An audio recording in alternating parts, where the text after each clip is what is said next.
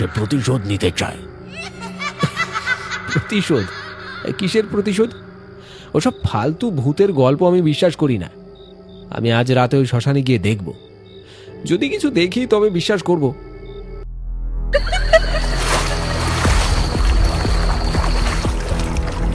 শালিখা নামটা শান্ত হলেও এই নদীর বুকে লুকিয়ে আছে এক গভীর রহস্য আর অভিশাপের গল্প।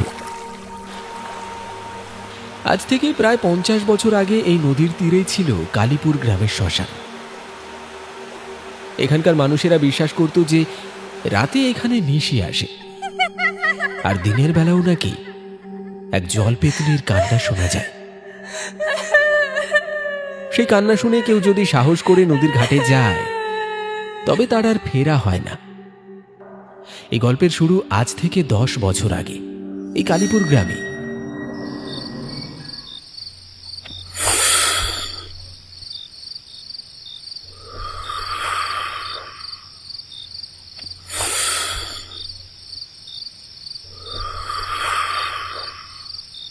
আরে ধুর, আর ভালো লাগছে না। এ ভূত প্রেতের গল্প আর কত শুনবো? হ্যাঁ, সব বাজে কথা। রাত যত বাড়ে বুড়োদের ভয় তত বাড়ে। ওইভাবে কষ কেন রে বিমল?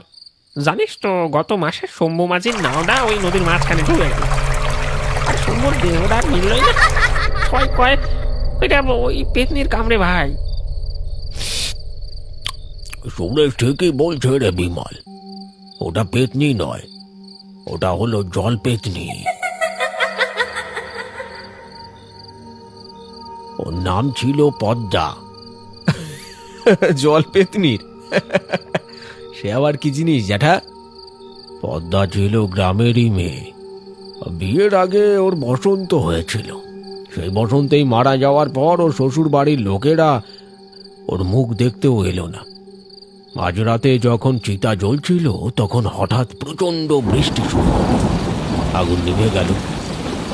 তবে সবাই বলল ও এখনো মরেনি।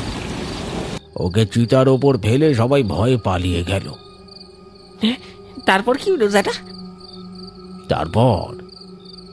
তারপর পদ্মা চিতার ওপর একাই পড়ে রইল।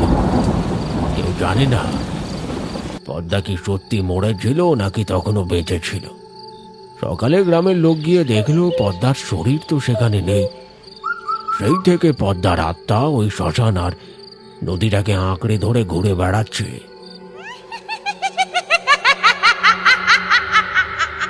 সে প্রতিশোধ নিতে চায়। প্রতিশোধ? কিসের প্রতিশোধ? ওসব ফালতু ভূতের গল্প আমি বিশ্বাস করি না। আমি আজ রাতে ওই শ্মশানে গিয়ে দেখব। যদি কিছু দেখি তবে বিশ্বাস করব। সাহস দেখাস না বিমল। ও নিশির মতো ডাক দেবে। একবার ওর মিষ্টি কান্না শুনলে তোর আর ফেরার পথ থাকবে না। বিমল একজন যুক্তিবাদী মানুষ। ভূত প্রেত অলৌকিকতা এসবে কোনো বিশ্বাস নেই তার। সে মনে করে এসব কেবলই মানুষের কল্পনা আর অন্ধবিশ্বাস। আজ সে ঠিক করেছে গ্রামের সবাইকে প্রমাণ করে দেবে শ্মশানে কোনো ভূত নেই। লণ্ঠনটা হাতে নিয়ে সে এগিয়ে চলেছে অন্ধকার রাতের পথে। বাতাসে শ্মশানের গন্ধ আর দূরে শেয়ালের ডাক। বিমলের চোখ দুটো তীক্ষ্ণ, দৃঢ় সংকল্পে ভরা। হঠাৎ পথটা বাঁক নিল। বাঁক ঘুরতেই দেখা গেল শ্মশানের সেই পুরনো উঁচু চাতালটা নির্জন, নিস্তব্ধ, অন্ধকারে মোড়া। বিমল একটু থেমে গেল। সে জানে না আজ সে শুধু একটি ভূতের গল্প নয়, একটি জীবন্ত অভিশাপের মুখোমুখি হতে চলেছে।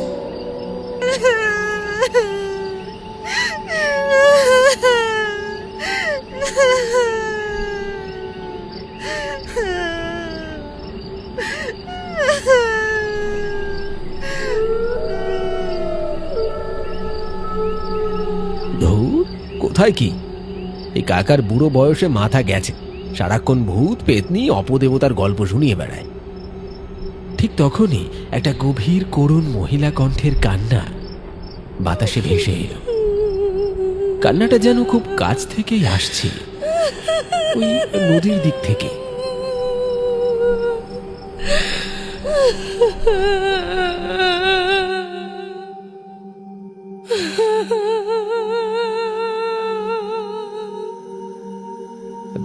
কি কান্না? কে?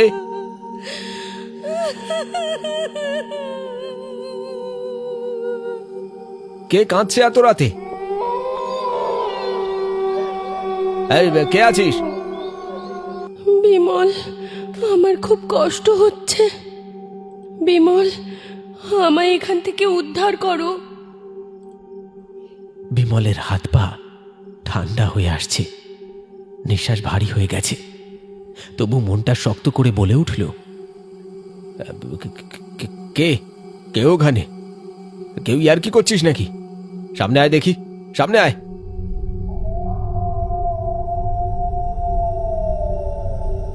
বিমল দ্রুত পায়ে শ্মশানের ঘাটের দিকে এগিয়ে গেল। কুয়াশার মধ্যে নদীর জল দেখা যাচ্ছে। সেখানে একটি অর্ধ দগ্ধ চিতার কাঠ তখনও পড়ে আছে, আর জলের কিনারে একটি লম্বা চুলওয়ালা মহিলা বসে আছে পিঠ ঘুরিয়ে। এই, কে তুমি? এত রাতে এখানে কি করছো? আমার আমার খুব ঠান্ডা লাগছে। সেই দিনও এমন ঠান্ডা লাগছিল। তুমি তুমি তুমি আমাকে একটু আগুন দেবে? কে ওখানে? তোমার মুখ দেখাও। কে তুমি?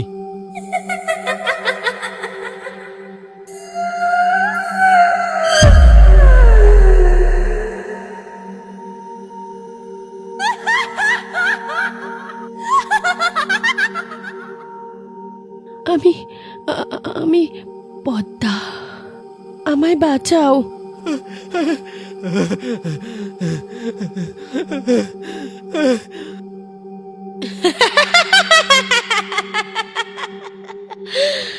তুইও চলে যাবি? সেদিনও সবাই আমাকে ফেলে চলে গিয়েছিল। তুই আর এখান থেকে যেতে পারবি না। না না না, আমি তোমায় চিনি না, তোমার কোনো ক্ষতি করিনি। আমায় আমায় আমায় যেতে দাও, যেতে দাও আমায়। না, তুই আর যেতে পারবি না। আমার হিসেব এখনো বাকি। গ্রামের লোকেরা আমাকে অনেক অবজ্ঞা করেছে, অপমান করেছে। আমি গ্রামের কাউকে শান্তি দেব না। না না না না, আমায় ছেড়ে দাও, আমার ভুল হয়ে গেছে, আমায় ছেড়ে দাও। না না, আমি কাউকে ছাড়বো না। পদ্মার পেতনি ঝাঁপিয়ে পড়ল বিমলের উপর। তার লম্বা সরু সরু প্যাকাটির মতো আঙুল দিয়ে বিমলের মাথাটা ধরে উল্টো দিকে ঘুরিয়ে দিল। কাটা কলা গাছের মতো লুটিয়ে পড়ল বিমল মাটিতে।